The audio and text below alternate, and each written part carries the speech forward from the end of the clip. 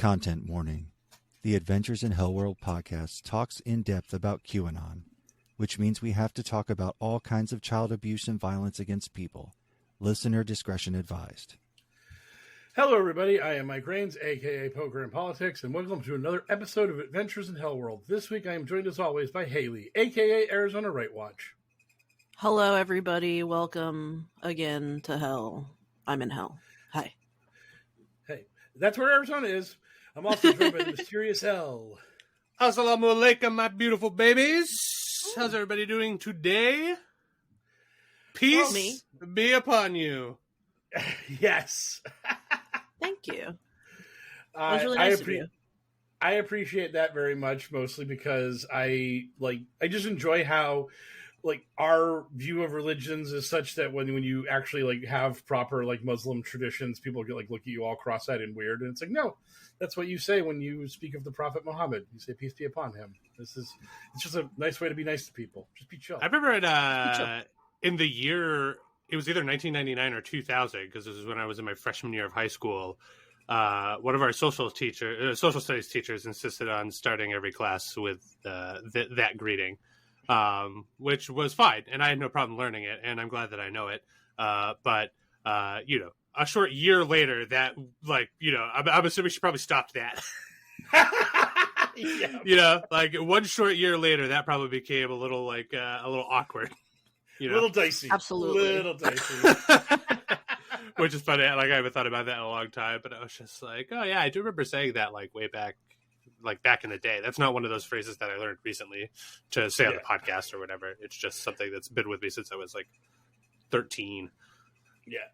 I just remember 9/11 happening, and I worked in a really I worked at an incredibly shitty store in a mall. Elle knows what I'm talking about. He knows the terrible store and the terrible owner of that store and the turtles that took giant shits all over the back of that store.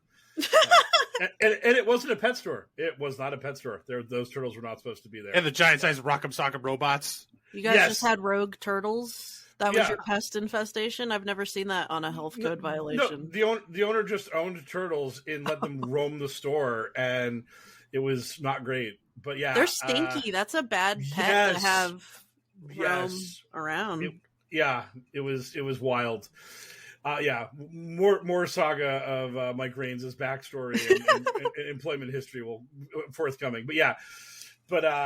So that happened, and then I worked the next day, and I just abandoned the store I was working at, walked down the hallway to the bookstore and that mall, and I bought myself a Quran on 9/12, and I'm I gotta read this. I gotta see what these people are up into. And I was oh, it's just the Old Testament. That's really all this is. It's just yo, God's going to throw some punches. You thought you were going to unlock the forbidden knowledge? I was what is this crazy arcane religion? What does it all mean? And I'm I've read this before. So basically it's just Moses and Jesus were cool. Now there's this new guy named Muhammad. He's cool. God's really cool, even though he seems to be really kind of angry a lot. But yeah, so I was man, this was, my socks remained firmly attached. They were not knocked off. This religion was neither it neither shook me to my core and made me rethink my faith, nor was it some sort of mind blowing out of left field experience. I was this really just is just a rewriting of the Bible. That's really all this is. I guess. In Mike's defense, he did the same thing with the Da Vinci Code. Yes. He went straight down to the bookstore and he was I gotta see what this is all about. That was literally me, honestly. When I was a teenager, I was what the fuck is this book? And I was just it sucked. I remember, everybody had Da Vinci Code fever. Yeah. And I was okay. And I picked up the hardcover in a Barnes and Noble, and I was looking at it. And I was just oh, there's a little printing error on this dust jacket. And I was wait a minute. It's not a printing error. One of these letters is subtly more bold than the other ones. And then I was just oh, that's cute. There's probably a secret message on the dust jacket. And there was. And I was oh, that's cute. That's a good way to market it. And then I never read the book. That should honestly have a resurgence, is the Da Vinci Code, because there's so many codes and shit. And It should come back into the culture so we could relive the Da Vinci Code. Oh my god, is that going to be our next media watch through? Or are we just going to watch the Da Vinci Code? The movie was even worse than the book. It sure is. The Q Vinci Code. Starring Tom Hanks as Guy, who is surprised by a bunch of weird stuff. Did anyone watch anything this week? Are you trying to get us to talk about Fallout? Oh, yeah, that's right. Is that good? Yeah, yes, that's the only thing anyone's been watching this week as far as my little fucking Civil War sphere of is the out. internet is. Oh, I'd rather die than watch that movie. Fuck you, Alex Garland. Yeah. I thought that movie was like reckless and stupid to be putting out when I thought it had an opinion. And then when Alex Garland was just like, no, I insist. The movie has no political opinion. It's Absolutely. just like, well, then fuck you even harder there, buddy. Either you're lying or what's the point? Fuck off. It is very hard. Like, we have no opinion. I watched it. He's just like incredibly, I mean, that's fine. That's toothless and stupid. And like, it's still inflammatory to show like American citizens blowing up the White House with an Apache helicopter. And like, it just like, why are you poking that bear? Like, people are going to come away from this movie with all sorts of messages that are not what you intended because apparently, and this is their stance on the matter, their opinion on the matter was nothing. They're just like, journalists are cool and important. It's like, you could have told that story a billion fucking ways, idiot. Yeah, it's mainly about photojournalism. And honestly, I think his interpretation on journalism is shit. Yeah. But I think Alex Garland has cool stuff to say as it pertains to special effects work. I think that, like, generally Alex Garland is probably incredibly overrated in terms of what they have to say in their storytelling acumen. I've never been compelled to go see their stuff, so I will fully say 100% off the top here that I've never sat through an entire Alex Garland movie, but that is a problem. Like, you know, like when people come to me with these, where they're just like, dude, Denis Villeneuve, you should check out his movies. And then I see clips from those movies, I'm inclined to search them out, because it seems like they're probably pretty rad. But when I saw the clips for Ex Machina, I was like, oh, I'm sure this movie's good. What an effect. And then they're just like, you want to watch it? And I'm just like, nah, not really. I'm okay. I don't know. Yeah, I think I'll watch Civil War this week, and maybe me and Haley can do a bonus content going through it, because I've seen a bunch of QAnon people just sort of be like, man, there were a lot of cons in that movie. Hold the phone. If we're going to watch it for pod content, I do feel a little guilty for having not done a bonus content with you guys in a while. So if we want to make Civil War discussion our bonus content, I would love it, because like it is about photojournalism and like going to conflict like areas and just covering it. But it has the opinion that like we should do that from a completely neutral standpoint and just kind of deliver the content to the people, which as somebody who somewhat does that, I completely fucking disagree. And no, Haley. So let me imagine an unthinking, unfeeling robot with no emotions of its own, just being around stuff and recording it. That is kind of the movie. Alex Garland's just like, hey, you know what would be a great field for AI to maybe take over? Journalism, you know? I mean, that'd be pretty cool. Unbiased opinion, don't you love it? It's like, no. I'm sure a lot of people will journalism's like never been fucking unbiased. Anyone who ever thought that journalism was unbiased is just like, all right, cool. Like, especially because some of these reporters in this movie like work for big outlets, and it's like, give me a fucking goddamn break. Of course you're biased. And like, I don't know. I just think that whole. I mean, it's Kirsten Dunst's heroic character at the end revealed. She like wipes the sweat from her brow. She's like, "Wow, the Huffington Post is really going to love these impartial photos of the war." Woo! I will not spoil, but I will just say my review. Listeners, instead of watching Civil War, read Accomplices, Not Allies. That's my. Or, I guess maybe watch Civil War, because there's a chance that we're going to be discussing it on our bonus content. That's if you're true. If you are one of our beautifuler babies who are subscribed to the Patreon, at patreon.com/pokerpolitics. Normally I don't shill early in the thing, but you know, if we do this and the people want to listen to it, that is where you'll be able to find it. Yeah. That's been like, I've heard people like basically defend the apolitical nature of the movie. And I can't roll my eyes hard enough, because the whole idea of a civil war is that politics have gotten so fucking bad that we've resorted to violence. So the idea that you'd be like, well, there's this fascist side and then there's this not fascist side, or maybe there's just two equally violent fascist sides beating the shit out of each other. I feel like as a reporter in that situation, I would have to like explain things. I would have to like have a opinion about things. And the idea that I'm just taking some great photographs and just going to show these photographs to the people of America. It's like, great, wonderful. Well, Mike, as your co-host, I feel like as a rock star, you should keep it in your pants, my friend, because it seems like we're probably going to be talking about this in the future for the bonus content. So that'll be pretty spicy. I was expecting that to be how that question trajectory went, because, up until like 30 seconds ago, I had no interest in seeing this movie for any reason. But I was like, oh, right, I do a podcast. I could make fun of it in a semi-professional capacity for the people who are nice enough to support us. So that would be cool. But instead of Civil War, I've been watching Fallout. I'm halfway through it. It is better than it has any right to be, although, it is goofy as fuck, like on purpose. So, like, for anybody who wanted it to be, not goofy as fuck, it's not. It's like goofy as it's more goofy than the video game Fallout 3, which is my personal favorite because Fallout 3, more than any of the other three-dimensional ones, like really nails the tone of the post-apocalyptic wasteland and all the weird fucks in it. This one's a little more lighthearted than that, but overall, I'd say it's a solid B of a show. It's like pretty good, you know. It's not like the Game of Thrones water cooler talk, fucking breakout like smash of the season or anything. But I have had a lot of chatter of people just being like, "Yeah, surprisingly good for it." So. Very cool. Well, that's cool. I do need to watch it.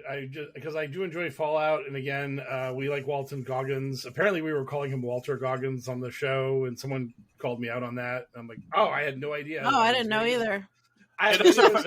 You know what? I'll put my show me some receipts, listener. That seems like a Mike Raines mistake, and like probably me. If I said his name, I didn't know that. I'm the mysterious cell, you know. I know our man's name is Walton. Like, dude, like, come on now. Yeah, like I'd be calling our man Rafe Fiennes, you know. I know his name. It's Rafe. It's a weird name, but I got it. It's Rafe. Willem. It's not William. Yeah, Dafoe. Willem Dafoe. Yeah, for sure. That's another one that tons of people get wrong all the time. And you know what I do? I politely ignore it because there's no reason to correct everybody all the time. This is a condemnation of our listener. It sounds like it is, but it isn't. This is actually more a condemnation of a lot of my friends have started to get real pedantic in their older age.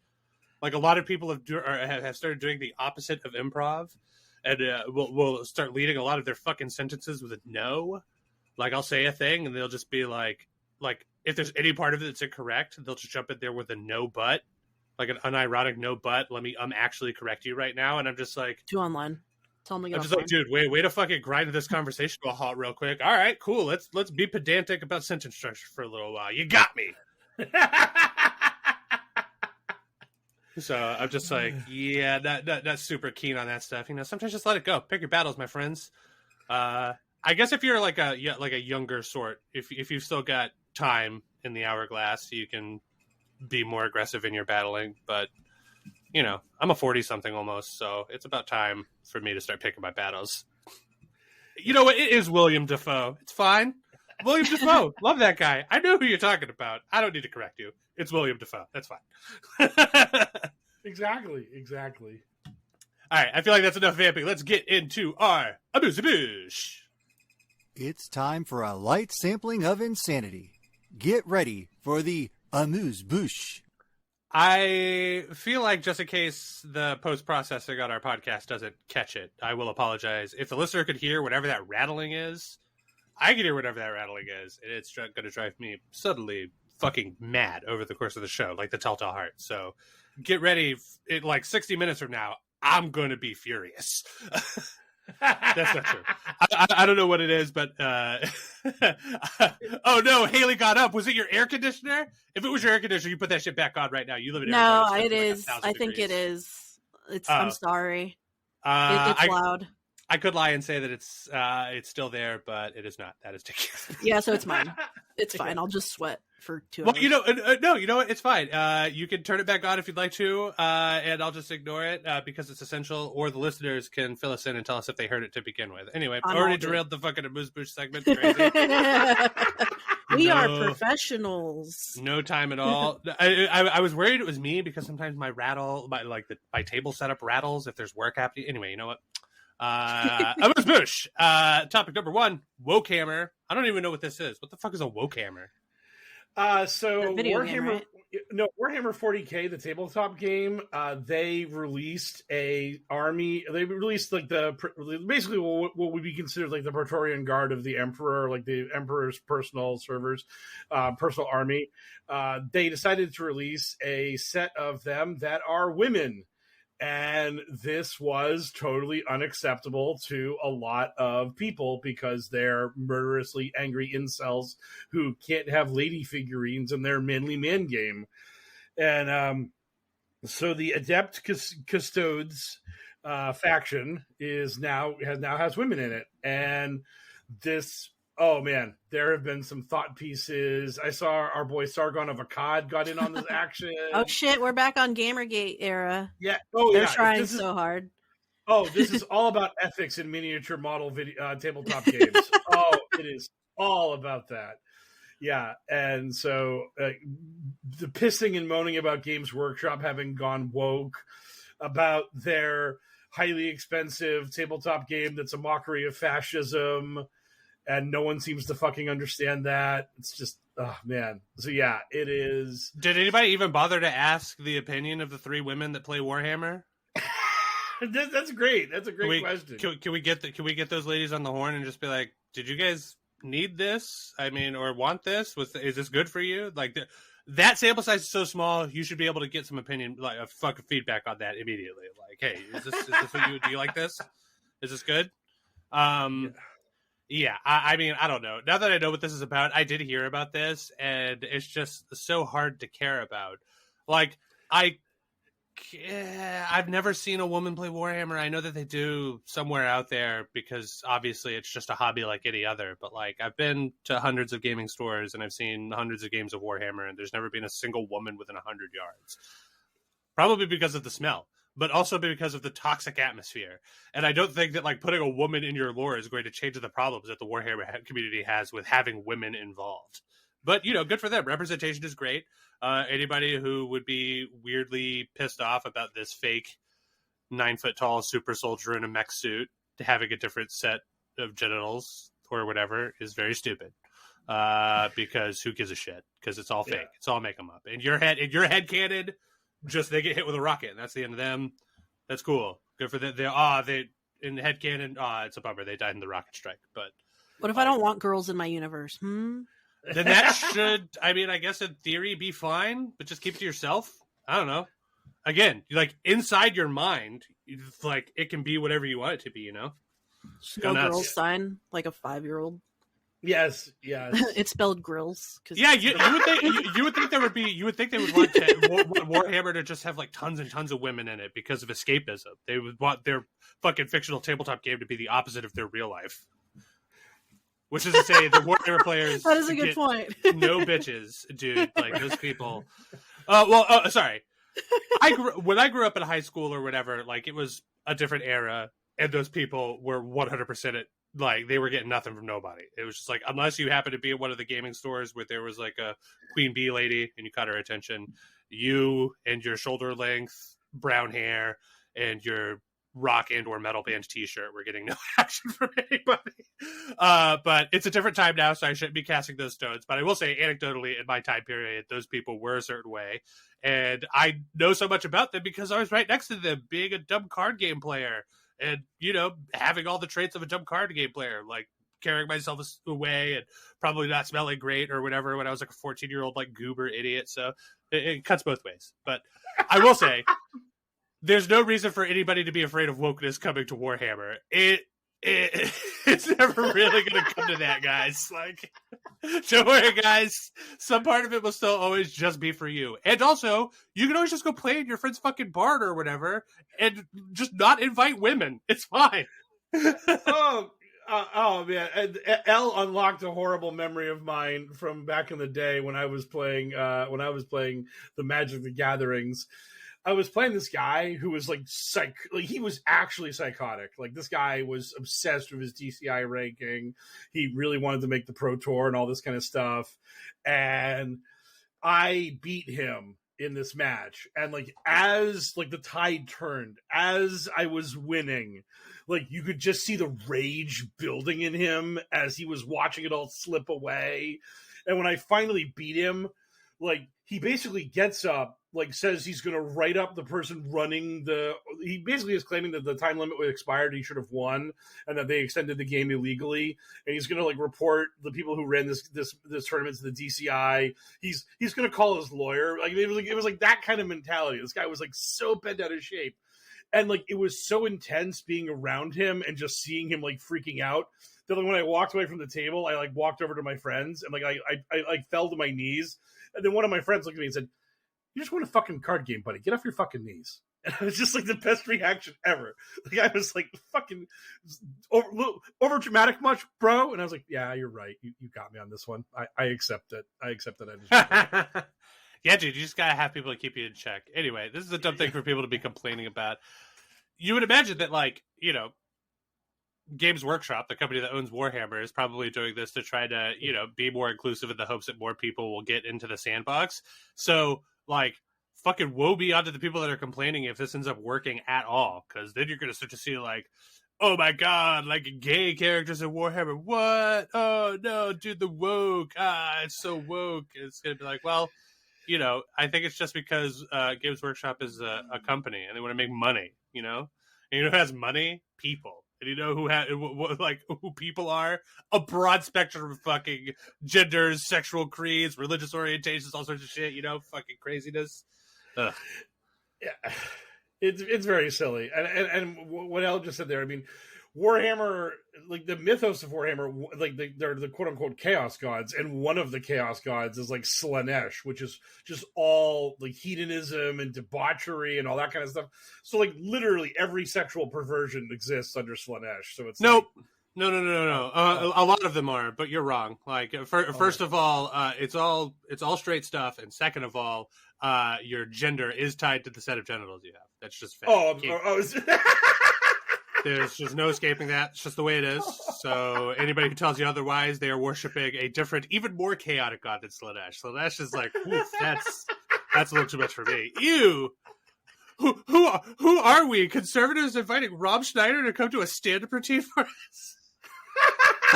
Surprise, boosh. We didn't have it on the topic list, but here, crashing through the wall like Kool-Aid Man, a thing that Elle heard about and remembered.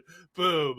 Yeah, did you guys hear about this crazy shit with Rob Schneider getting invited to and then swiftly sort of hooked off stage from this fucking conservative fundraiser or whatever? Oh, really? That's funny. He does a lot of events here with the conservatives because he lives here. So please tell me. So I don't know the particulars of the event. I'm hoping that Mike is savvy enough to be looking it up as I'm talking about it and isn't just looking at his phone for an unrelated reason. But yeah, he got invited to perform. And according to the event organizers, they had a verbal agreement with him that he would stick to like sort of more above the like brow, like, you know, higher brow humor. And like it was obvious that what they wanted was him to come out and do his like routines about how liberals are cucks and how they are the worst and stupid liberals. Am I right? But instead he came out and he started talking about like fucking like picking up broads in whorehouses and stuff like that. And the everybody in the crowd started clutching their pearls. And I think he was slated to do a 30-minute set, and they cut him off after 10. And then after the event, they sent out apology letters to all the people involved. Yeah. Yeah, here's the article I just found. Former Saturday Night Live cast member Rob Schneider delivered a comedy set so off-color and off-putting to a group of prominent Republicans late last year that the host cut the performance short and later apologized to the attendees.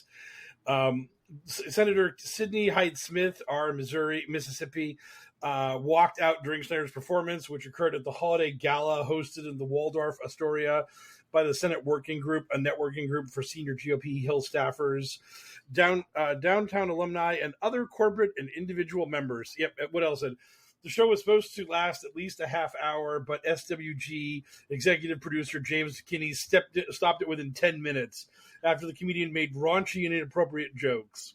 Yeah, dude. Who would have ever thought that Rob Schneider would show up with some raunchy and inappropriate stand-up material? You know, we thought that he was one of the good kind of conservative comics that only speaks ill of colored folks and the transgenders. People. Yeah. Well, Like, apparently, no, he's talking about sex. Boo! No, you're supposed to be punching down. Punch down. Apparently he did attack non-white people, but it was unacceptable because he went after Asian people, and including making a crack about a quote-unquote Korean whorehouse. See, but I mean, sex. Boo! We hate that as conservatives. Sex is yucky. Sex is yucky. It leads to all those kids we hate. I mean, love. The best part about this, at the end, it says Representative Schneider did not respond to a request for comment. So, of course... Yeah, what the heck? He complains about getting canceled all the time. Does this not count? Rob Schneider holding a finger underneath his nose and speaking with an accent wasn't available to comment as his own agent. Yes. Because he is Rob Schneider. Because he's Rob Schneider, and if Adam Sandler is busy that day, who is going to speak for him, you know? That's gotta be like so weird to be just like Adam Sandler, like this person who's just literally this giant whale that all these little remoras are just eating the crumbs off of. And it's like, Adam, you can cut Rob Schneider loose. You don't have to keep paying the man's bills. It's okay. Yeah, like if you're Adam Sandler and you're on the fucking toilet scrolling news outlets, because if you're Adam Sandler, you're definitely the sort of guy using your phone while you're shitting in the morning. It like you fucking see the latest Rob Schneider headline, you just gotta be like, come on, buddy, and like just fucking at some point you just like have an intervention for him. Just be like, dude, if you want to keep sucking on my tit, you can't keep being a fucking weird goober. Like choose my tit or the goober. It's your choice. You can suck on my tit or you can suck on Roseanne's, and of the two, Mysterious L would choose Adam Sandler's tit any day of the week. Yeah, because Adam Sandler's tit is full of delicious money. It's really good. Yeah, that's the reason. Exactly. The reason is because Adam Sandler's tit is great, and not because the alternative sounds like the nut low, like the 7-2 of tit. The absolute hammer of tit. Anyway. Take that, Roseanne. Finally a podcast to knock her down a peg or two. Yeah, it feels like punching down because I am talking about how she looks wretched, but also she's like more successful and rich than I am, and also damaging force in the world. So fuck her. Fuck her and her horrible breasts. Anyway, I'm moving on. No, Mike, I'm cutting you off. I have to pull out of this one. I'm rip-cording it, buddy. It's over. We have to talk about Orthol James Simpson because he's dead. Yes, he is. He never found the real killers. And in a surprise twist, the Grim Reaper acquitted of the crime. I mean, it seemed like a dunk, but I mean, like we were just like, wow. I mean, it really seemed like you were the guy. Like, but no, it turns out that a jury of the Grim Reaper's peers were just like, nah, he's probably innocent. He probably didn't do this one. Yeah. Our boy Orenthal James Simpson perished, and of course, QAnon and the right-wing anti-vax lunatics can't just take a victory. They have to try to make it about themselves in some way, shape, or form. And they found video about OJ telling people to get vaccinated. And so this, of course, meant that when OJ died, he died of turbo cancer, which is the new way the vaccine kills you. Because if you forgot that the vaccine was going to kill you when they turned on the 5G, the vaccine was going to kill you with myocarditis, the vaccine was going to kill you with the nanobots.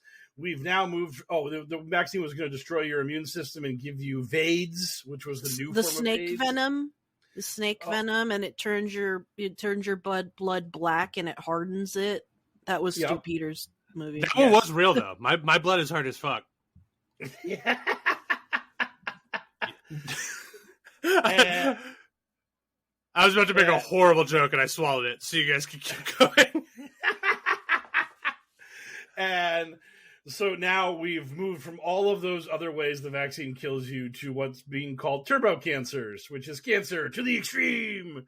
And that's what got OJ. That's what got OJ, according to the brave truth tellers in the anti-vax movement. That the darn turbo cancer, the deluxe speedy cancer that you can only get by being vaccinated. I mean, But he was coming out like pro-vaccine, so why do they care? Right? I mean, because- like was OJ a good guy or a bad guy? It's kind of weird for them, right? Because he's like a sports hero, Wheaties box guy, but he's also a person of color accused of slaying a precious white woman and an Italian, I guess. He is basically their mentality is that he got what he deserved, in the sense that he promoted the vaccine, he took the vaccine, and then the vaccine killed him. So close to That's being right. what. That's what he got what he deserved because of the vaccine. Yeah, That's exactly. what it is. Sometimes they get real close to having the real point and like almost getting there. They're just like, OJ Simpson died yesterday. Fucking clown, he got what he deserved. You're just like, yeah, right on. Finally, Right. something we connect on. He's just like, that's what he gets for promoting vaccines. It's like, no, that's what he gets for murdering his fucking girlfriend and that other guy. That's what he got for doing that and fleeing for the police. yeah. Oh yeah, yeah. So yeah, everyone from the QAnon lunatics to the people who are normal people who know that OJ got away with murder, everyone was happy about OJ perishing, but for different reasons. So yeah, that was, because that's the important thing about all this, is that when someone famous dies, these people have to find an angle. They have to find a way to get into the story so they can make it about themselves. Because if you don't center yourself in the story, why even talk about it? That's their lives. Well, rest in piss, OJ Simpson. May you fuck off forever. Yeah, what a clown and a ding dong. I'm glad that he had to do at least, like, what was it, 10 years in jail or whatever for completely unrelated bullshit. But it's like property crime, like yeah. Well, for fucking like robbing those people of all that shit that he said they stole from him first. Anyway. The end result was OJ Simpson had to do some time behind bars, and now he's fucking dead. Thank God. We don't have to talk about him ever again, unless it's just like, the murder weapon was finally found. That would be crazy. Anyway, in the meantime, move over, QAnon. It's time for QAnon, as in Aaron Rodgers, because apparently he is going even crazier, which is like just brilliant. Because why, you either retire the hero or live long enough to see yourself become the villain. Something. Christopher Nolan. Give that man an Oscar. Okay. Yes. Yeah. So our boy Aaron Rodgers decided that he hasn't said enough dumb shit as of late. And after having been hinted at as being RFK Jr.'s vice presidential pick and all that good stuff, he was like, you know what? I need to get back in the news somehow. And so he decided to do so by declaring that the government created AIDS and that Dr. Fauci had a hand in the creation of AIDS. It was a government plot to kill people. And we are back on this conspiracy theory, which has been around for a long, long time. But it hasn't had Sounds like somebody's been listening to the College Dropout. Am I right? Am I right, Yay fans? Anybody? Sounds a lot like Yeezy to Meezy. Yeah. Yeah, it's great. We now have a guy who's going to allegedly play football this year and be the leader of a football team. And he's not even 1 degree of separation removed from Alex Jones. He's just all the way there. He's just fully pilled and going to be like spouting this shit. So I'm glad that QAnon has their new favorite team in the NFL. And I wish all the worst for the New York Jets and their terrible lunatic of a quarterback who is just going to say dumb shit for attention probably for the rest of his life. It feels like. To be fair, though, those are two shitty tastes that go shitty together. Like, I mean, it's so easy to hate the Jets and it's so easy to hate Aaron Rodgers. And I mean, put them together, dude. That's going to be a hell of a team to watch lose football games. It's going to be so good. The sad thing is that there's nowhere for him to go but up this year, in the sense that he played like 4 plays last year before tearing his Achilles. Oh no, Mike, he could die. He could die on the field, Mike. He could be the first guy to do it. Oh man! But he could be the one. Somebody could just dive over the O-line and just accidentally just hit him with the shoulder, like just a freak accident, not on purpose, just like a weird accident. But then, boom, that's the end of Aaron Rodgers. Anything can happen. I'm not saying I want it to. Lord knows I love Aaron Rodgers.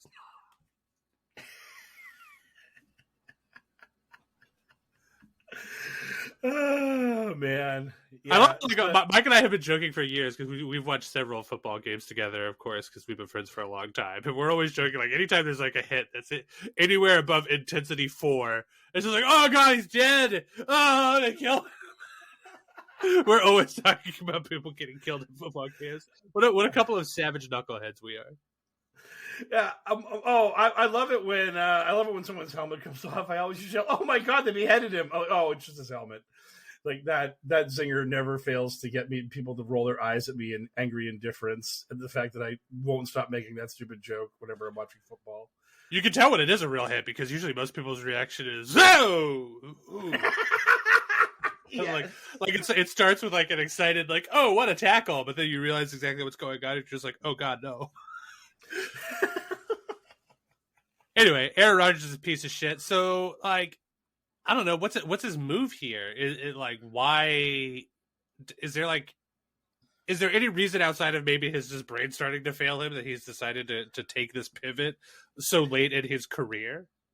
I think it is because it's late in his career, and he knows this is probably his last season. He's got maybe this season and one more, maybe. And he's just trying to do stuff to get more attention on himself. I mean, there was that story that came out that Pat McAfee was paying him millions of dollars to be a guest on his pod and now his live stream. And so they had like that kind of thing going on to keep him kind of relevant. And now they're moving from that to once he got like a little too hot and heavy with Jimmy Kimmel, they basically said that he'd been disinvited from the show. So now he's just got to go around and do the media circuit without Pat McAfee. So I guess he's just trying to be outrageous and controversial and just like find ways to get people like, oh shit, we got to have Aaron on for his hot takes about like everything. This guy must really hate the idea of like being in the booth, you know? Like he just like, can you imagine like somebody like having this much fear of doing any sort of broadcast stuff? If you were like a quarterback at the level of Aaron Rodgers and you were hard up for something to do once you had to retire, like you have to imagine that somebody would let you stick a microphone in your hand and let you be on the field for some portion of the game, just being like, "Oh, what a football! The game is on the field." And all the players are present. And then they're just like, okay, here's your brick of cash for showing up. Thank you very much. I don't know. I feel like he has to believe at least some of it. So fuck him. Yeah, like they're paying Tom Brady like just literal gobs of money to be a color commentator this year, and no one's ever heard Tom Brady even talk about football. He could be a no personality charisma void. I mean, it's just like Aaron Rodgers could have absolutely have done that if he really wanted to like stay relevant, but no, he wanted to be relevant in a weird right-wing conspiracy way. I want more than anything for Tom Brady to just be like a white hot ball of charisma, just absolutely just like blazingly, naturally, perfectly great at that craft. Not because I give much of a fuck about Tom Brady in that regard. I don't give a fuck about that man. He was good at throwing footballs, but now that that's over, who cares? But because there's so many people that hate his guts, to see him like pivot to a new phase in his career, just excel at it immediately, I would love eating their crow. I'd be going around collecting those tears and just injecting them straight between my toes. Anyway, speaking of injecting stuff, do you have any opinion on the Coyotes being moved to Salt Lake City? I just heard about that like way late. Like I'm usually Mr. Plugged In on sports, and then I heard about like someone walked up to me at work and was like, "Hey, the Coyotes are moving to Utah," and I was like, "Bruh?" And I saw an article that was like 3 days ago, like, yeah. You guys have never supported the Coyotes. Nope. They have a terrible stadium. Yep. Arizona's not a sports town. I mean, Utah cares about the Jazz. We have spring training. It's a spring training town. Yeah, but like because you sure as fuck don't care about the Cardinals. Like every Cardinals home game is like half road team fans. I mean, it's just sad. The only team you guys care about is the Phoenix Suns. Like your basketball team has some support, but beyond that, really, it's not much. So people were devastated. I heard it was a big deal here. I didn't know if that was something sports people care about. I am laughing that the leader in the clubhouse for the renaming of the Coyotes is the Utah Yeti. So that's the rumor that's what our new hockey team is going to be called. They're actually just going to be a cryptid. That's cool. Yes. My other sports fact, just because we're talking sports, and I love to throw out the few sports facts that I learned throughout the week, even though this isn't really a sports fact. It's just we had the Charles Barkley blimp in the air for the Final Four, and it was funny. Oh yeah. Arizona hosted the Final Four. Yeah, you guys got a little shine there, watching UConn truck everybody as they do, because that's how the world works. Mm-hmm. Yeah. Mm-hmm. Yep. So anyway, sports. Yes, sports. I know him. Yes, I know who Aaron Rodgers is and the team he plays for. Excellent. I mean, that's more than I know about the fucking Coyotes, which is why I was just like, oh, the Coyotes have been mentioned. Time to just mute my mic real quick. And I was like, I didn't know if that was news. to me, the Arizona Coyotes, or whatever the fuck, like whatever city they were representing, if it wasn't just Arizona, like that sounds like a AA baseball team to me. Like that sounds so fake. That sounds like a cartoon baseball team. I don't know, the Arizona Coyotes? Anyway. No wonder they're going to Utah. Wait, Utah? That can't be right. Utah. Really? Yes. Yep. Really. A sports team? Another one? God, it's Yeah. Utah. Anyway. Yes. No, fuck Utah. We need to talk about the best state there is, Arizona, Haley's state, the state that Haley loves and has no problems with, which is why every week we give her a little segment to talk about how great her state is and how much she loves it and why you should all love it too. And this is this week's time for that. This is this time's week for that, which is to say it's time for the Arizona is a magical ray of sunshine segment of the show, starring Haley, aka Arizona Right Watch. Hi, Haley. Hello, everybody. Sunshine. That is technically a thing Arizona has. It is. It's honestly one of the only things that we have in abundance besides racism and cactus. But do you think those two are week... related? Racism and cactus? I don't know. We'll have to do a study on that. This week we also have an abundance of fascism. For those of you who didn't tune in last week, Arizona got thrown back into the 1800s with a territorial ban, territorial era ban on abortion, which basically outlaws it entirely, even in cases of rape and incest. And it has prison time written in the law for doctors. So cool shit. This has caused absolute chaos in Arizona because obviously it's a big deal. It's like the most it's the worst state ban on abortion since the Roe v. Wade decision. So yeah, Arizona went a little haywire, and some of the Republicans said, you know what? Fuck life begins at conception. Life begins at my polls, and they're not looking so good. So I actually support abortion, maybe a little bit. Before the territorial ban, Arizona had a 15-week ban, so no abortions after 15 weeks, which is still restrictive. But the Republicans are basically trying to be like, hey, how about we go back to the 15 one? Like a handful of them that are basically worried about their numbers. Including Carrie Lake, who that became kind of like the talking point nationwide, was that Carrie Lake flip-flopped on it. Because she very publicly supported this total ban. And then as soon as it happened was like, whoopsies, because Trump has openly been telling the Republicans, like, you guys need to repeal this shit. This territorial ban, because this ain't looking so hot for my numbers. And that's where she got into it with the Babylon Bee, because they were fucking very mad at her for letting babies die. Yeah, they had the Babylon Bee had a headline that was basically like Carrie Lake seeks another election loss, but this time while supporting baby murder.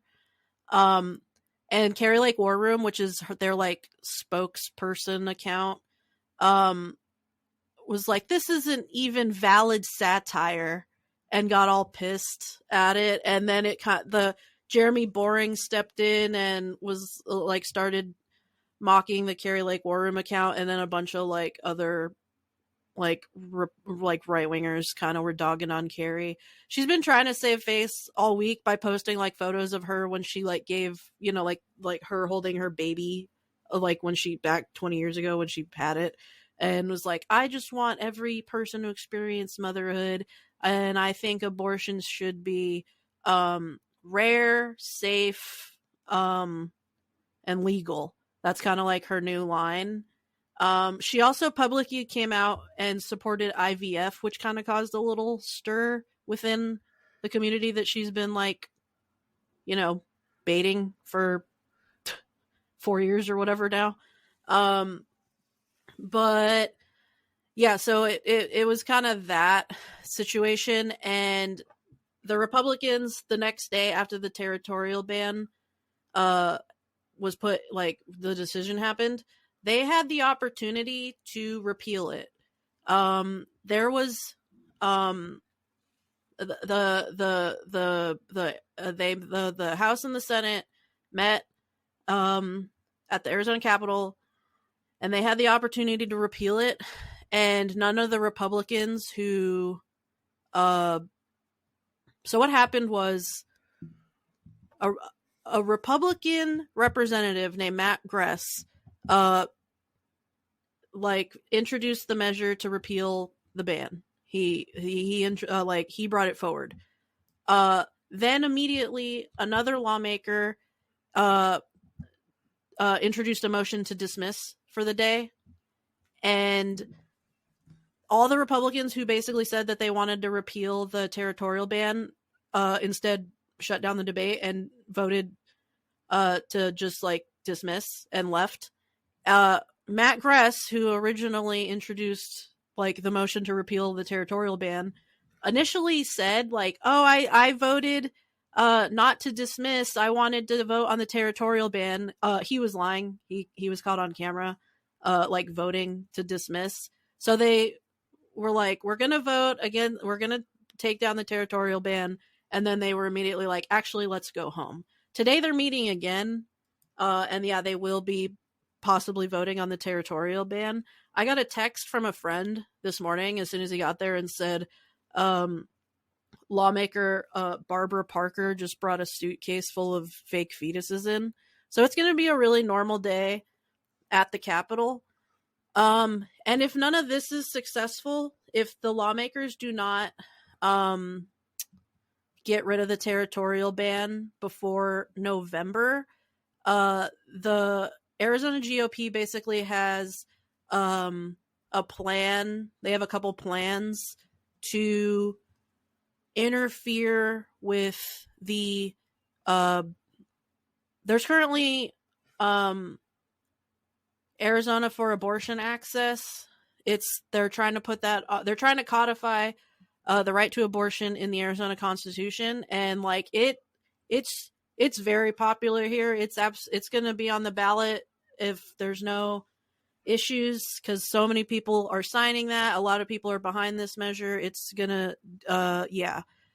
So the Republicans are trying to like, you know, interfere with that because they know that they're fucked, and they know that if this goes to the vote, they will probably completely lose this. Like, this will make it so you like this will be even better than the 15. Like, currently we have a 15-week ban. This will get rid of that too. We'll have very good access to abortion in the state of Arizona, which the Republicans obviously don't want. Because the Arizona Republicans, their evil particles are outweighed by their stupid particles. They accidentally sent their evil plan out to the Democrat lawmakers too, so it got leaked to the media, and they basically want to introduce their own like ballot measure that would kind of confuse the vote. So it would look like there's multiple like abortion access measures on the ballot, but two of them would basically undermine the full Arizona abortion access. So they're just trying to undermine the possibility that we will bring down this territorial ban, which is obviously that was what was going to happen. But that's what's been going on in Arizona. Like, this happened in another ballot measure I remember, where the whole thing was, I forget if it was Ohio or Missouri, but one of the endless places where an abortion ballot measure was put up and it passed. But like, the people that were against it managed to make it so that it looked like the opposite, where like you would obviously think, I need to vote yes for abortion access, and they managed to flip it where like a no vote was for abortion access. So they had to like retrain the public to be like, keep abortion in Kansas or whatever, vote no on 2. And I remember after that vote happened and it won in a landslide, like Charlie Kirk or some other people were like, oh man, we tricked our own audience because they didn't know which side to vote on. And it's like, well, the other side knew which side to vote on, so you should have got your people up to speed, or stop making the measures confusing, dum-dums. The only reason why you do that is to try to trick people. The Arizona Republicans also want to put a ballot measure up that would make it so the Arizona Supreme Court judges are retained for life. Oh, obviously. Well, that sounds excellent. I mean, we all love lifetime appointments here. On the show, we've talked about it several times, and we're just like, dude, we're for that. Lifetime appointment, let's go. Because obviously that's the way it should be, right? I mean, why bother turnover? There's so much admin. Turnover, schmurnover. That's what I've always said. Anyway, thank you as always, the update Haley. In Arizona? Yeah, wonderful. So, exactly as I expected. Nothing but a scalding hot ray of sunshine scorching the landscape beyond recognition. So good. Okay. Oh, I got another sports question, Arizona related. Have you heard of a Mr. Orange? No. Mike? No? Never mind. I guess he's like some guy that goes to all the games and he looks all orange. I don't know if sports characters are in your radar. Anyways, moving on. I believe that person's name is Donald Trump. Bazinga! That's true. Let's go to our news segment. From the digital headlines to the digital front lines, it's Q's in the news. Okay, well, of course, we'll be talking about Donald Trump at some point even further, and I could use this as a segue to do that right now. But instead, let's go with the smaller and grimmer, I guess, of our two headline news topics. Yeah, well, we do a content warning at the top of the show, but additional content warning. This one's because we've been lighthearted this whole episode, and this is so not. Yeah, that's what happens when you cover this shit. Very rarely when you get like QAnon related crimes at the news, you're just like, man, this is gonna be like a fun, lighthearted romp to talk about.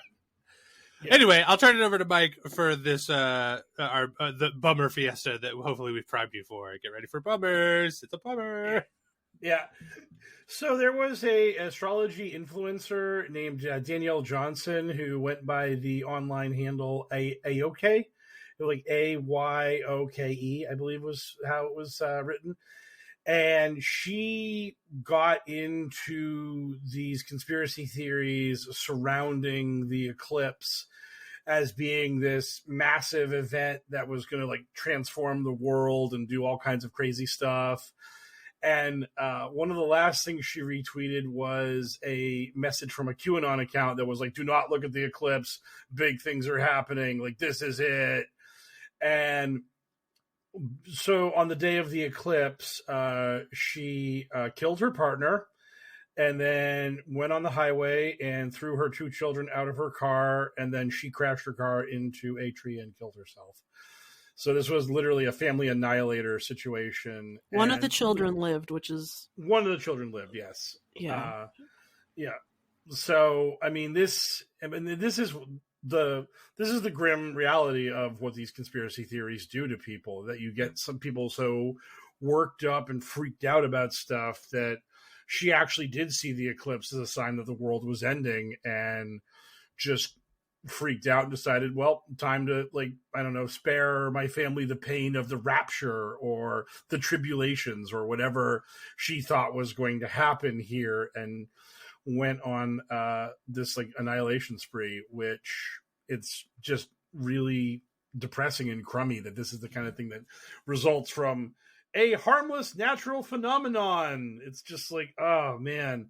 But this is what happens when these people get all worked up for weeks and on end about stuff happening, and this eclipse isn't what it seems, and why are all these state of emergencies being declared? What's going on? What's happening here? And then the next thing you know, like, this is what happens. So fuck all you conspiracy theorists. You have blood on your hands. This sucks. And that's really her last posts, her last shares on Twitter were from like a QAnon account and Naomi Wolf. Oh God, the absolute worst human being. Yeah. And it was Naomi Wolf basically being like, prepare for the eclipse, like, okay, right. Fucking hell, man.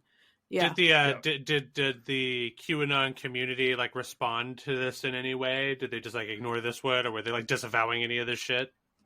I saw total radio silence on this one. They didn't even bother to do the whole false flag, like MK Ultra sleeper bullshit, because that's like the main thing. Is like whenever the culpability is thrown on them, they will find a way to hand wave it away as quickly as possible. But in this situation, they just didn't even. You couldn't even be bothered.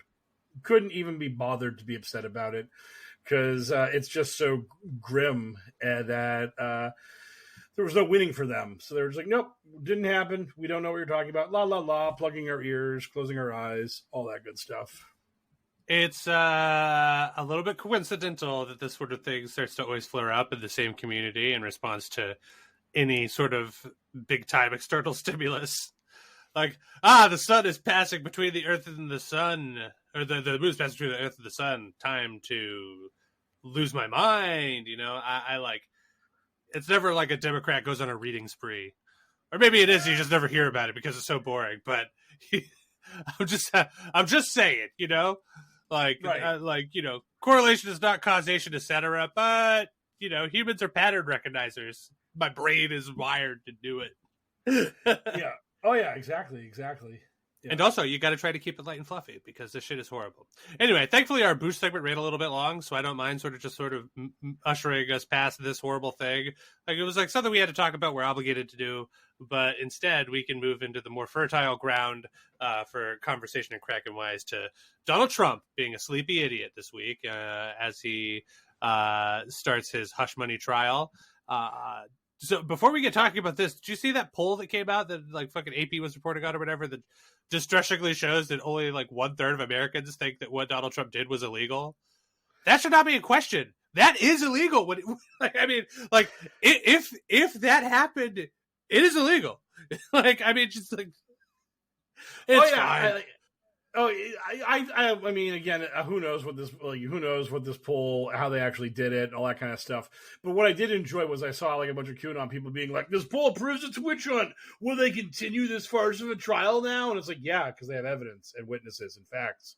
Like this isn't a thing where we just ask the public if someone should go free or not, and if the public says yay or nay, then they are like, "Oh, we have a legal system for a reason. It is not a American Idol poll-based legal system." So yeah, that is, it's just incredibly aggravating. It's just so frustrating that like because this is what they do also for like why their crimes, why all the evidence against Hillary Clinton and all those other people haven't been revealed.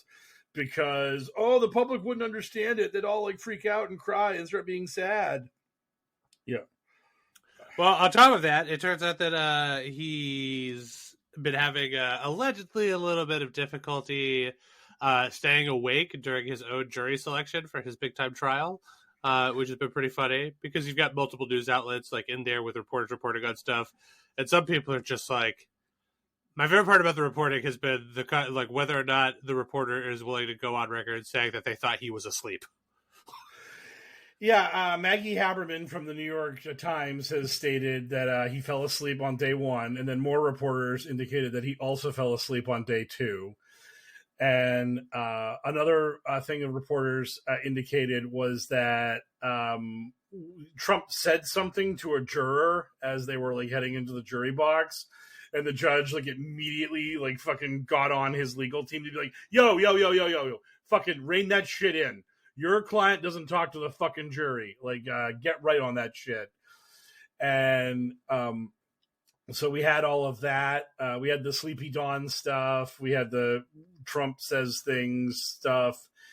And the last big bit of news from the trial was that Trump really wants to go see Barron Trump's high school graduation. And according to Trump, he's been told to fuck off, that shit ain't happening, which is actually not true. The judge was like, look, we got to see where we're at in the trial at that time. And if the scheduling coordinates, then yeah, maybe we could do that. We'll see. But Trump's like, oh no, this crooked evil judge won't let me go to my beautiful grandson Barron or whatever he is, the very tall giant thing that lives in my house now. I think it's much more accurate in Mike's impersonation to have him confuse it for his grandson. That would actually be hilarious, because I don't think he loves his children until it's politically convenient for him to be like, I need to skip court. I'm going to go to your graduation. Your Honor, I love my grandson. It's very unfair to keep me in the court. Can't see my grandson's graduation. It's very sad. Very sad to not get to see your grandson. They're just like, that's your son. And he's like, huh? Yes. What did I say?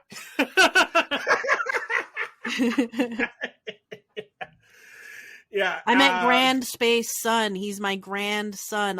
He's my favorite son. And he's the best son. He's like the grand Negus. He's my of all my sons, I like him the best, so I call him my grand son. You get it. Yes. It's like that George Santos. Remember George Santos? I've always said that I hated him, but when he said he was Jewish, I got it. I was like, yeah, I totally understood where he was coming from.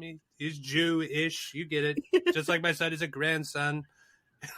I hate this guy so much, but I love how in court he's just gonna get to just continue to do and say and be the way he is. And he might be not in front of cameras, but we do get to imagine what's going on in the courthouse, which is in a lot of ways better. Yeah. Oh, yeah. I mean, because it's like it's so weird that they restrict so much access to what we get to see and hear, but the reporters come running out and they're like, you wouldn't believe it. Oh my god, this shit's so fucking crazy. So yeah, and he also basically apparently just learned the word conflicted a couple days ago, because when he left the courtroom recently, he used the word conflicted like 6 times, whining about the judge and how conflicted the judge is and how they're going to fight the conflicted judge. And it's like baby's new word. Oh, look, the Donald learned the word conflicted. Oh, isn't he sweet? It's like indubitably from was it the 8 Days in Hell or 7 Days in Hell, whatever that short thing that HBO did with Andy Samberg and whatnot. Yeah, that's great though. Indubitably, if you know, you know. Yeah, deep cut pop culture reference of the week. So we had all that happening inside the court, and today apparently like our podcast is perfectly set up for recording on Wednesdays, because apparently there is no trial on Wednesdays. It's a Monday, Tuesday, Thursday, Friday sort of trial. So we get to update the last 2 days, and then we get to look forward to the next 2 days. So apparently the jury will be fully selected soon, and then the actual trial will happen, which is really funny because Trump was like whining about they're rushing this trial. And it's like, don't you want the trial to be over so you can be acquitted of your not crimes? And then you can use your vindication to go on the campaign trail? Wouldn't that be just lovely? Well, I love how people keep putting the microphone, like, is, quote unquote, into Sleepy Joe's face. And they're just like, Mr. President, what do you think about Donald Trump's, current problems or whatever? And, like, his press person's just like, the president is too busy campaigning. Like, all but rubbing Donald Trump's face in it. She's like, the president, who does not have to appear in court, by the way, is using his time, not having to appear in court, to instead campaign for the upcoming election. Thank you very much. We don't give a fuck about Donald Trump. Fuck that clown. Like, and Donald Trump knows it, if like, there was a reason he wanted this delayed indefinitely. If his ass just has to be in the seat and this thing goes fucking mad long or whatever, it just means that he can't be out there campaigning. Like, his ass will just get pinned in jail, and all anybody will know about Donald Trump and where he stands politically is what they read on his ranting on Truth Social in between him calling the judge's daughter ugly. And it's like right now, it's like perfectly set up for him where he's going to be on trial for the next like 6 weeks to 2 months in this section of the year. And then after the Supreme Court rejects his immunity argument, he very easily could be on trial from August until Election Day. So it's like literally he's going to have this campaign where he's going to have like this like brief like 2-month window to actually go out and do campaigning. And then right after that happens, he'll be right back in court for another 2 months, right when the election's like really heating up. And it's going to be like Biden's going to be in Wisconsin and Pennsylvania, like fucking screaming about how he's going to like restore Roe v. Wade and make our tax system better. And I was going to triple tariffs on Chinese steel. That's yes, he announced today. And it was like, holy shit, triple. That's a lot. That's triple is a big amount. Yes.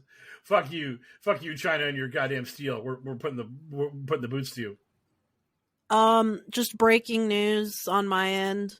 The vote has happened over the territorial ban, and the Republicans have voted for the third time to uphold it. So we will still have the 1864 territorial ban in place. All the Republicans who were pretending that they wanted this repealed once again voted to keep it in place, except for Matt Gress. He decided not to lie this time and actually voted for it, but it still wasn't enough votes, and we still have the territorial ban. Next week, we will probably have another vote around the same time we record, so we'll see how things go. Once again, I have to stress that if there's a crime where you have to have a proviso for not including incest in the way you enforce it, and you choose not to use that proviso, you are tacitly being like, yes, in our state, we sort of like incest. It's just a fact. So enjoy your incest, Arizonans. Fuck your cousins or whatever. Mad good. Procreate with them at will, according to your government. They're just like, do that. Why would we want to step in? Why would we, the government, want to step in and tell you who you can and cannot have a baby with, even if it happens to be your actual relative? So good stuff. Love that. What a state, Arizona. Sunshine! Yeah. My favorite part about this is that Trump is like literally, it's you just have these like two poles. It's like when QAnon was dealing with Trump and the vaccine, their hatred of vaccines was like so great they had to like just sort of ignore Trump being like Operation Warp Speed was great, get the Trump vaccine, woo! And the same thing is happening with abortion, where it's like Republicans just hate women so much that they'll just like go to the maximal position, even when their nominee for president, the God Emperor, the former president, was just like, yo, Arizona, you should not do that ban because I really need those electoral votes in November, and I'm really going to lose them if you do this shit. The Congress critters and Republican senators of Arizona were like, we can't help it. We just need to do it. Abortion ban, absolute. Woo! Yeah, for conservatives, I would like that thought exercise for conservatives. If the women / every woman in the country were not currently allowed to vote, do you believe it would be possible to get suffrage through now with the current political climate, the Republicans being what they are? I don't think so, mate. I think the Supreme Court would be absolutely just like, fuck no, of course not. Women are property, our property. Ugh.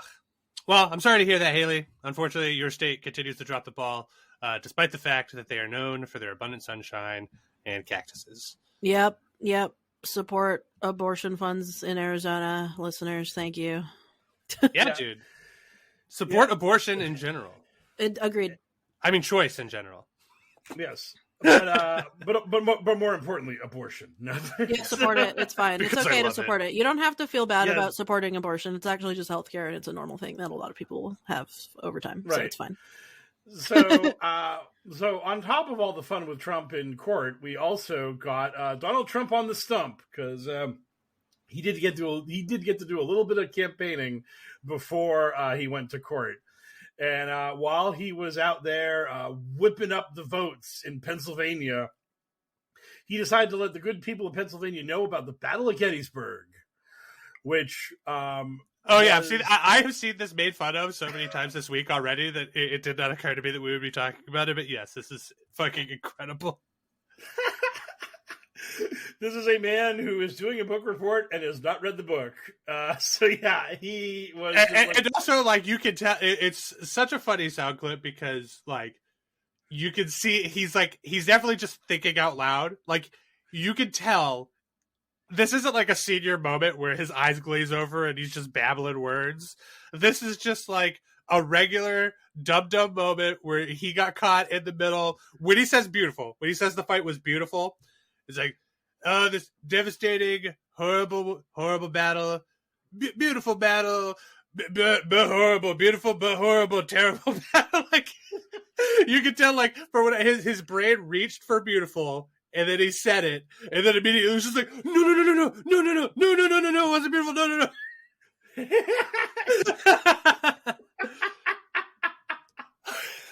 Yeah, as someone in my comment section said a little while ago, the phrase "Gettysburg, wow" has been burned into my brain. Just the fact that was one of the things usually Gettysburg, wow. To be fair, this is the first. So I'm gonna take a weird position on this one. I'm with Trump on this one. As somebody who has been to Gettysburg, I mean, Gettysburg. Wow, what a beautiful but horrible place. That's exactly, dude, when I went there in 7th grade, fucking exactly my assessment of it. Gettysburg, wow. Look at that field. Imagine all of the things that happened here, but aren't currently. It's just a field. But imagine it. A time ago, some stuff was happening here, and it was pretty bad, but also pretty interesting. And it's just like, ma'am, will anything interesting be happening on the tour? Good question, little boy. No, you'll be looking at this field. Okay, cool. So everybody else who has ever done a report on Gettysburg without having been there, they're the ones who is full of shit. Former President Trump is the only person who's got the right take on this. Gettysburg, wow, beautiful. I mean, terrible, but beautiful, but terrible.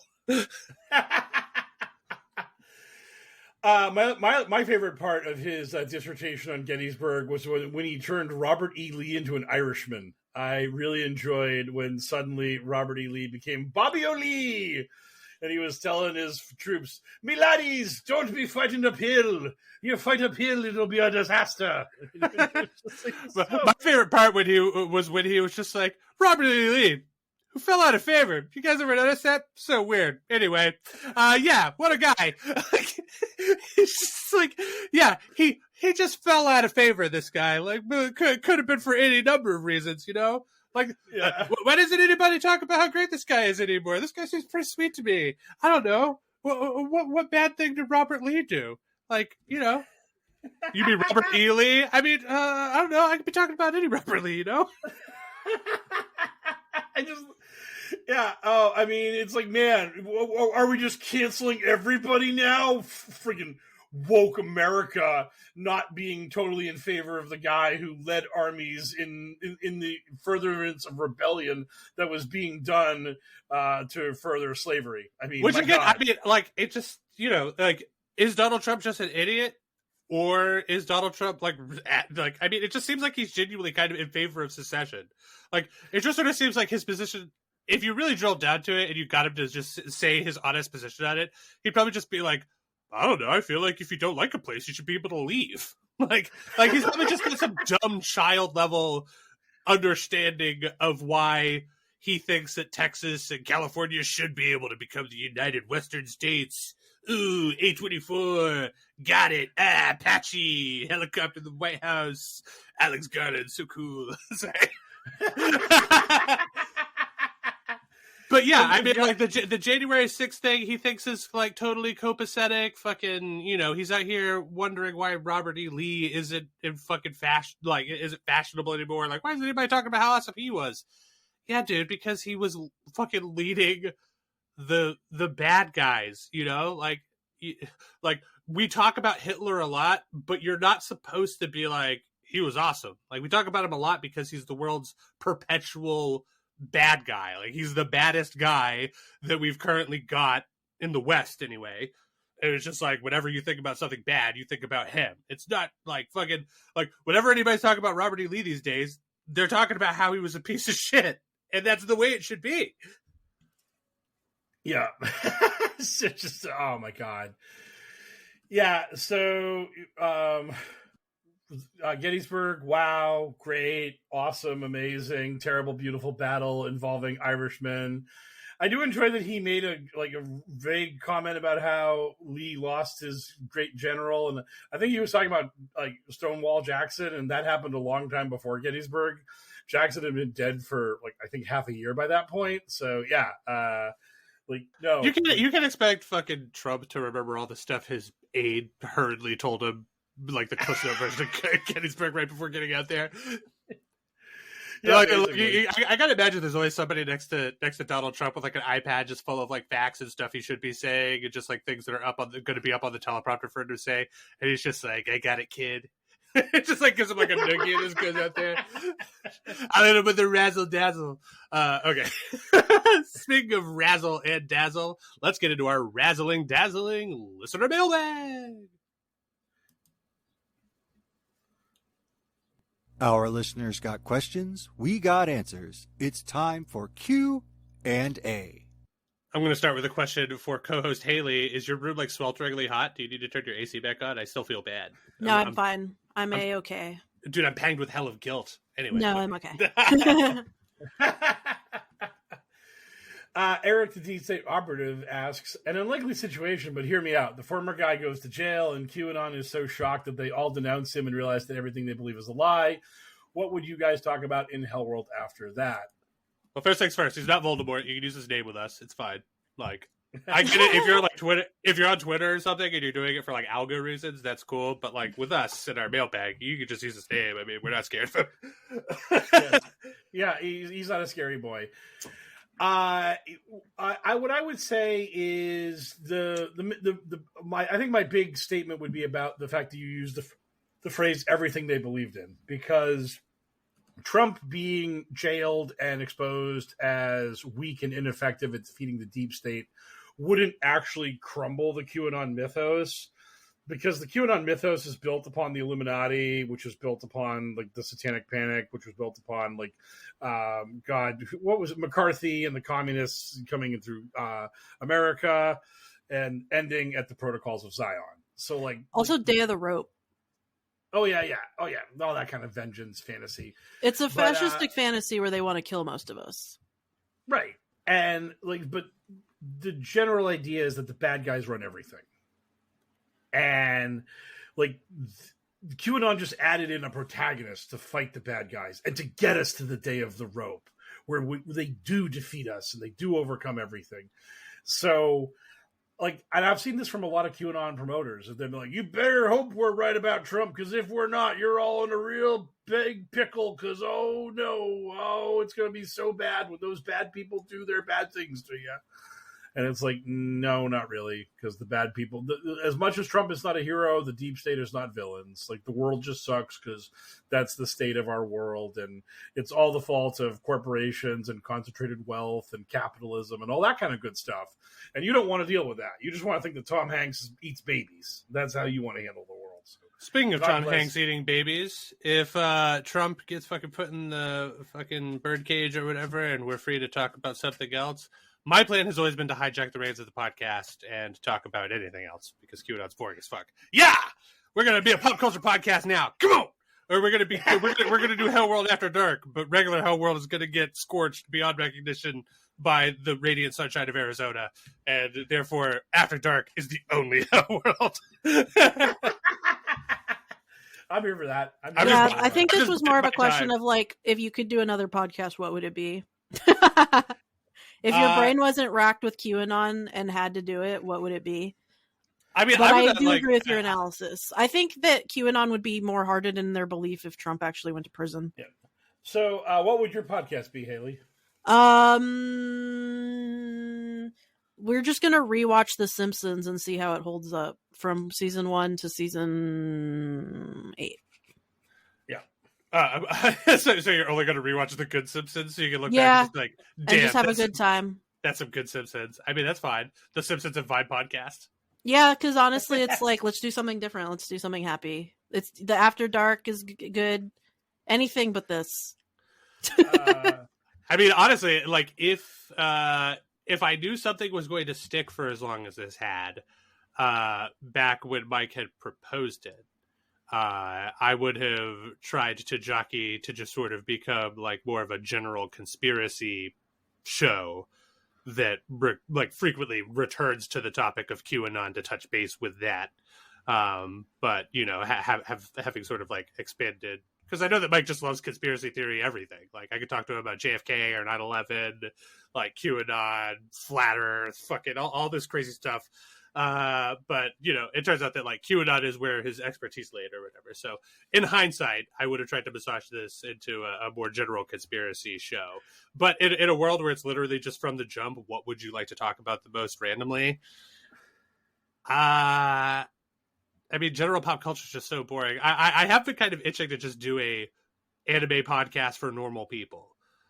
Because that's something that Sarge and I always talked about, where we were just like, we're not about anime fan culture. We think it's weird and gross. We're just regular people that happen to watch like a lot of anime. And there has to be a market for that, right? Just regular folks talking about anime without discussing which of the animated women they want to sex the most with like creepy weirdos. Anyway, sorry. So that would be my answer. Yeah, I'd go with football. I would like to do a football podcast, and I may attempt to do one. So I'm going to try. So, oh yeah, dude. I mean, like podcasts are so rare that there's a chance anything you get will just stick. Yeah. So yeah, that is one of my problems with starting new shows, where it's just like back when me and Mike were originally dipping our toes in the podcasting waters. There were a lot of podcasts, but now there's just like, I mean, everyone's got a podcast. Yeah. Absolutely. Oh man, that was my favorite moment of generation conflict on the show The Floor. The Floor was basically a trivia game where they would put photos of stuff on the TV and you'd have to answer what the photo was showing you. And the topic was hobbies. And these two people this is a tennis match. They were just nailing every question. Boom, boom, boom, back and forth. And then finally, like the lady in her mid-50s got a photo of two young women wearing headphones with the microphones on the stands with the arms, and the two attractive young women have laptops in front of them, and like for anyone our generation or younger would immediately know that's podcasting. And the woman just looked at it and was like, voiceover work? And she was just totally frozen, just did not understand what she was looking at. And it was just so funny. It was just like, no, sweet old lady, no, you've been defeated. I'm so sorry. Youth culture forever. You're Yes. feeling your own, old lady. Yes. So thank you for the question. Cleodora Silvestri, the HellwQrld Grand Inquisitor, asks, what is the weirdest food item you bought at a food service and to your surprise really enjoyed? Oh my goodness. A question that in theory requires memory.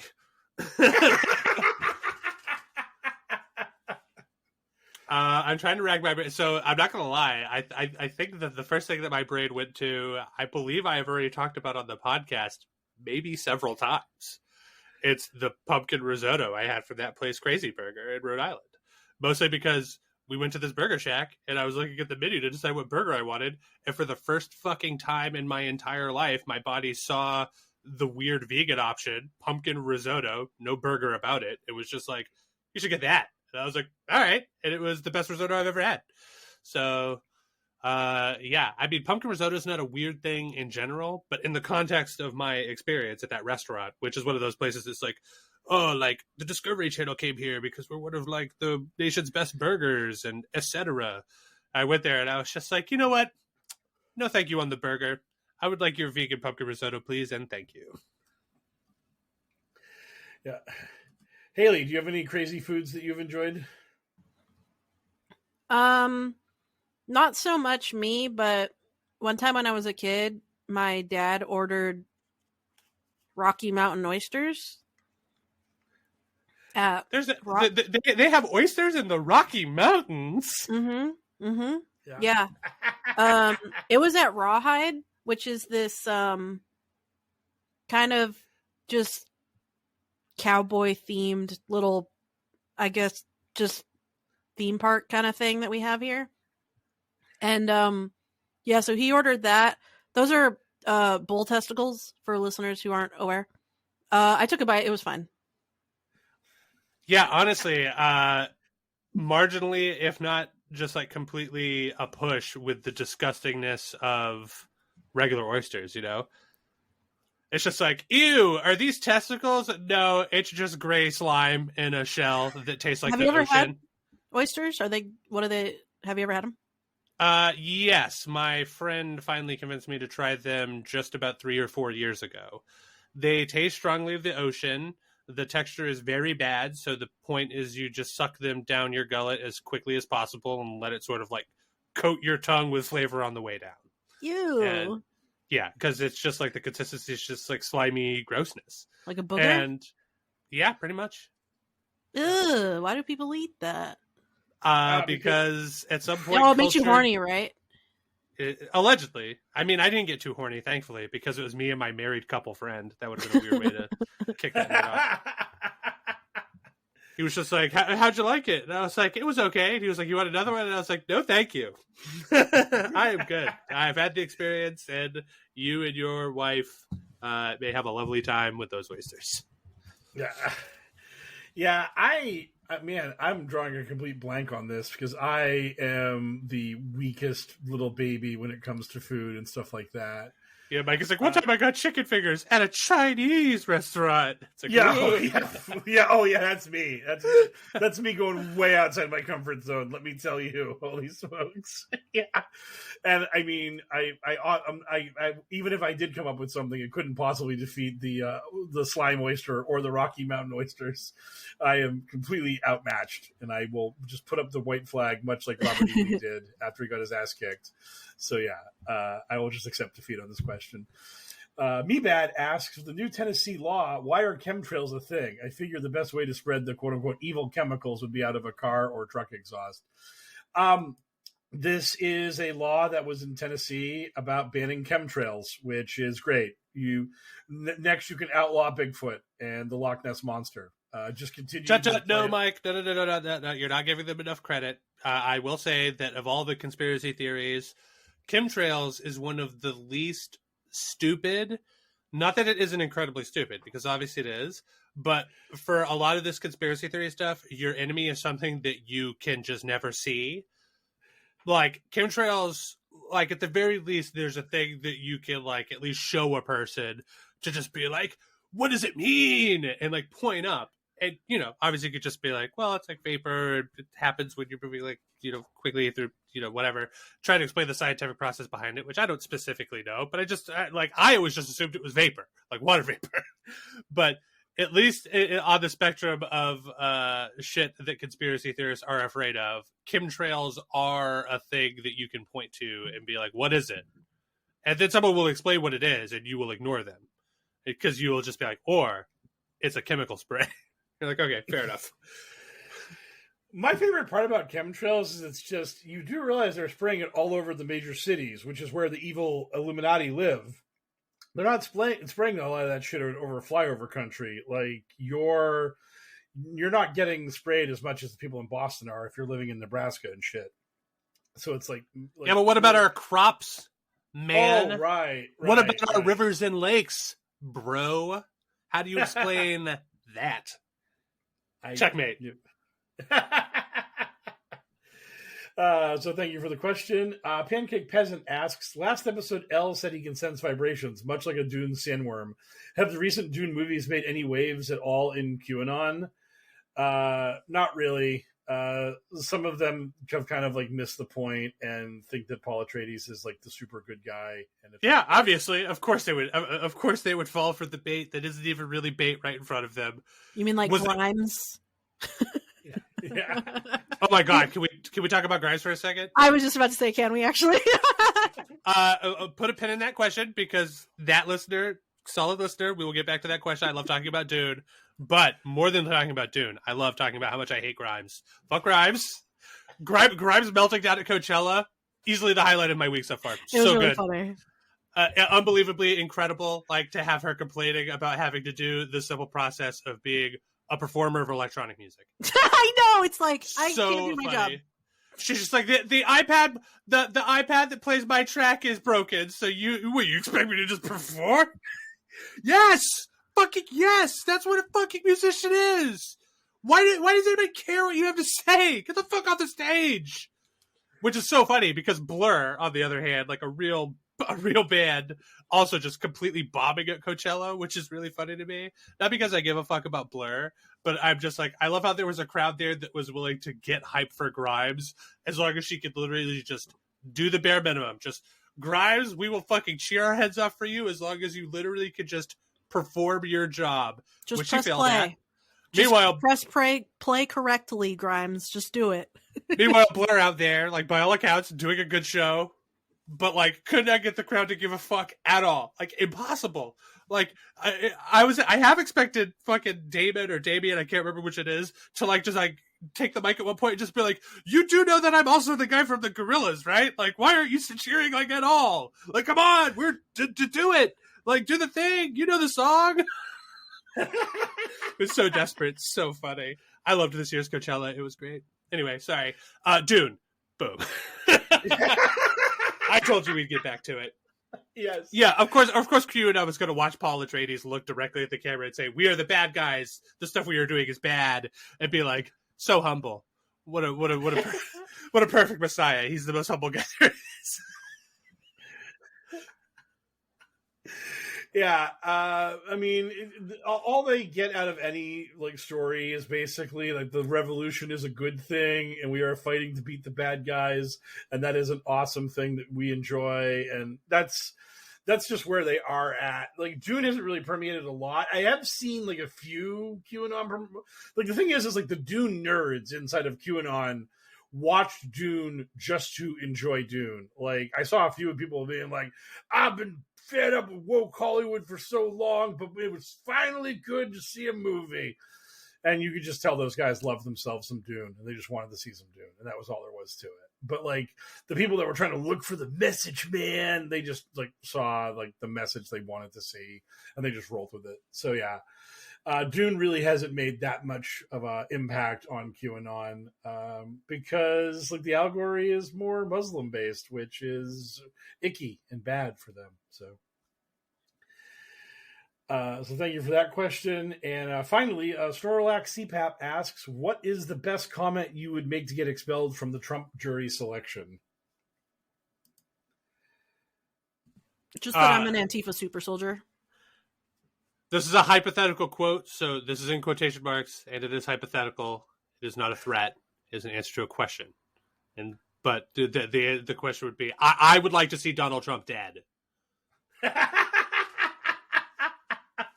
That's perfect. Excuse me, sir. What's your opinion of Donald Trump? I wish he was dead. Is the death penalty on the table for this crime? That's what you should ask. Yeah. Yes. Can I sentence Donald Trump to death? If so, I want to be a part of this jury so bad. You have no idea. Oh, wait. I'll be totally impartial. Totally impartial. Do I get to potentially help kill Trump? Yes, no. Please let me know. Yeah. Just a weird question. As a potential juror, were he to get the death penalty, could I be in the room? Literally. Can I like put the needle in his arm? Yeah. Again, all hypothetical answers to this hypothetical question. So yes. Don't worry about any of this. Yes. I'm too lazy to go to New York. Get out of here. I go nowhere. Yeah. I think that my hypothetical question would I would go from the other action where I just sort of like go on the stand and they're asking me all this stuff and I'd start acting like I could be totally impartial, but I'd just make it look like I'm breaking. And then at one point I would just like freak out and go, DJT stock is almost down to $20 a share. Do you know what you've done to me, Donald? Oh, my family, my retirement. Oh, I trusted you. I trusted you, Johnny. And then they dragged me away and I started like crying and screaming at him and sobbing that my life savings is gone because I invested in this dumb meme stock and now I'm going to be penniless. It's going to be great. Oh, that's German. It means the Trump. The. Yes. Little throwback for Haley there. Lover of the Simpsons, apparently.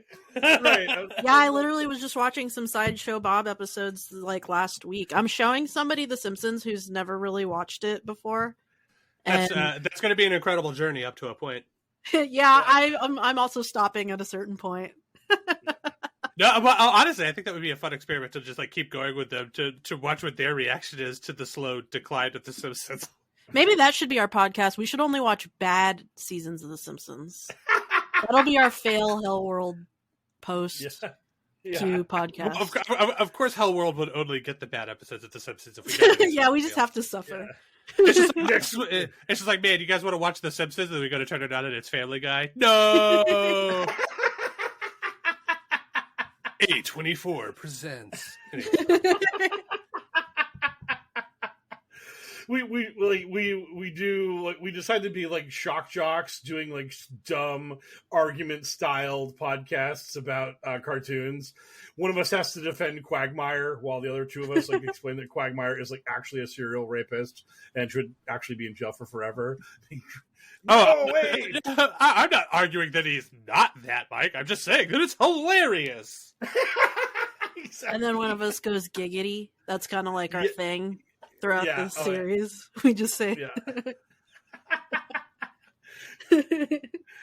yeah. So I've already staked my claim to Bazinga. Somebody else can get giggity. I'll take giggity. Oh yeah. And then at some point we'll just be the Barstool Sports podcast. You know, like that's what we're the morphing whatever into. Podcast will be all those podcasts. It's just you know, dude, the Barstool Sports guy, he gets to fucking eat pizza for a living. I want that guy's life. Like I would pod person him if I could. Yes. David Portnoy or whatever. I only know his name because he eats pizza for a living. What a fucking guy. Like, I want that. Give me your job. Give me your pizza job. I want it. Yes. If you're hearing this, hire me to eat pizza. I'm fat as hell. People would look at me and be like, damn, he's got good pizza taste. You're fucking right. I love pizza. Anyway, sorry. So that brings us to our final question, which is always, what are you guys looking forward to? Pizza. No. What the fuck am I looking forward to? I mean, there's like a bunch of good stuff coming up. I just don't know. I'm about to order some minis for a D&D game I think I'm going to be playing in. It's hard to find a frog cowboy, but I found like a decent enough frog cowboy stand-in. So thanks to the fine folks at Etsy. I think I might be getting my hands on some 3D printed Tosh. I'm going to have to sand down and paint, but you know, that'd be cool. I like shopping for dorky, nerdy stuff, especially when it's cheap. Sort of will come in at under $20. The dopamine of buying a thing without spending too much money. So frugal, so wise. Yes. L the wise. I've always said that about. So frugal, wise, and humble. That's me. All three of those things. All three of them. Haley, what are you looking forward to? I'll be on the road this weekend to go to a unspecified until next week art event, kind of. And it'll be fun. I have friends that will be going as well. Last night I went to a book reading for an author, John Washington. He covers borders. The Case for Open Borders is his new book. I recommend it. He'll be there. And yeah, just lots of cool people will be enjoying art, you know, local community folks. And yeah, it'll be fun. We love art. I am looking forward to my state tax return because I have this beautiful 1-2 punch where the federal government took X amount of money from me and the state government took Y amount of money, or gave me Y amount of money. So right now I am like out the federal money because the federales went into my bank account and went swoop, grasp, and ran away with it. And now the state is just like, we're coming with a refund any day now, Sonny. Don't you worry. We're going to make you whole. We're not going to let Uncle Sam get away with what he did to you. And it's like, okay, state, and any day now. I could really appreciate breaking even on my taxes because that's what I did. And can that happen now? Can I please be back to where I was before? And the state's like, just check back tomorrow. We'll get right with you. It's like, oh, thanks, Massachusetts. Your speed and alacrity is truly a sight to behold because I filed my taxes on the 14th and the federal government was in there to collect with the swiftness. So, yeah. Well, there we go. That's kind of a grim thing to be excited for in a vacuum. You know, it doesn't have like the cheerful sort of ring to it that you would hope, but Lord knows breaking even financially, the dream, you know, what a perfect dream. Especially for people of a certain age. I hear tell that in the past people would be able to dream about a thing they called savings, but I don't know about that. I'm a millennial or whatever, so I'm an elder millennial. I don't know what a savings account is. Get the fuck out of here. Anyway, thank you so much for listening and enjoying the show. Well, hopefully you enjoyed it. It's time for us to fuck off. In the spirit of my frog cowboy, we're going to mount our tremendous mechanical steeds and ride posseed up out of Hellworld. Shut! Come on, girl, get! Yeah! Anyway, thank you so much for listening and supporting the show. If you want to support the show even harder, but still for free, you can give us a 5-star review wherever you get your podcast from. If you have money and you'd like to give a little bit of it to us, we will take it. You can visit patreon.com/pokerpolitics to give us a monthly donation. For those of you who donate $5 or more, you get access to our slate of bonus content, past, present, and future, including our hypothetical future series on, I don't know, are we going to watch Civil War and talk about it? I don't know, we might. Sounds like a pretty good idea. But there is over 50 hours worth of bonus content already in the can for people that are interested. Once again, patreon.com/pokerpolitics. Thank you so much to all of our beautiful babies who are already up in the crib. If you have money and you don't want to give it to us, Lord knows there's a billion ways you could do some good with it in the world right now. But the one we've always suggested is visiting love146.org. They are an organization whose vision is the end of child trafficking and exploitation. Thanks as always to DJ Minimal Effort for use of our original theme song, accidentally remixed by Mike Rains. Thanks to our buddy Frosty, aka Frosty VO on Blue Sky, who is the voice of Q and the voice of all of our bumps and our intro and such. Whenever we need voiceover work, Frosty is there for us. You can find the show on Twitter at HellwQrld with a Q instead of an O. You can find myself on Blue Sky at Mysterious L. You can find Haley, of course, on multiple social media platforms at Arizona Right Watch or AZRW. And Mike Rains, of course, at Poker Politics on all social media platforms that are worth being on. So for another successful episode of the Adventures of HellwQrld podcast, I have been one of your hosts, the Mysterious L, joined as always by Haley, a.k.a. Arizona Right Watch, and Mike Rains, a.k.a. Poker and Politics. Good speed, Patriots!